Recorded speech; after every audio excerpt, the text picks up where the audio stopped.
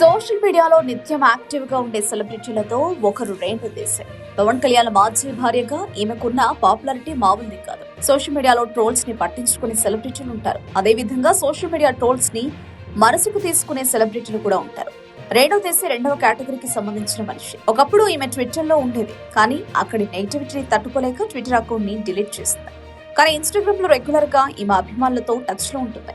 ఇది కాసేపు పక్కన పెడితే రేణు దేశాయ్ని చూడగానే పవన్ కళ్యాణ్ అభిమానులకు గుర్తొచ్చే పదం వదిన. ఇప్పటికీ ఆమెని వదిన అని సంబోధిస్తూ ఉంటారు. కానీ పిలుపు ఆమెకు అస్సలు నచ్చదు. అభిమానులు అలా పిలిచినందుకు ఎన్నోసార్లు ఇన్స్టాగ్రామ్ వేదికగా ఫైర్ అయ్యారు.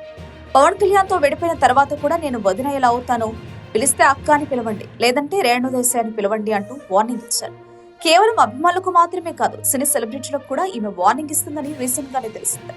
ఒక ఈవెంట్ కి హాజరైన రేణు దేశాయ్ అదే ఈవెంట్ కు వచ్చిన జానీ మాస్టర్ తో జరిపిన సంభాషణకు సంబంధించిన వీడియో ఇప్పుడు సోషల్ మీడియాలో బాగా వైరల్ అయింది.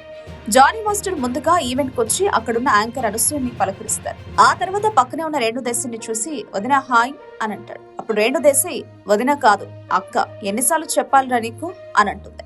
అప్పుడు జానీ మాస్టర్ పొరపాటున నోటి నుండి వచ్చేసింది అని అంటాడు. సోషల్ మీడియాలో బాగా వైరల్ అవుతున్న ఈ వీడియోని మీరు కూడా చూసేయండి. అయితే రేణు దేశాయ్ ఎంత చెప్పినా అభిమానుల నుండి సహజంగానే వదిన అని వచ్చేస్తుంది. దానికి ఆమె ప్రతిసారి ఇలా చెప్పాల్సిన అవసరం లేదు. చూసి చూడనట్టు పట్టించుకోకుండా వదిలేస్తే మంచిది అంటూ సోషల్ మీడియాలో పవన్ కళ్యాణ్ ఫ్యాన్స్ కామెంట్స్ చేస్తున్నారు.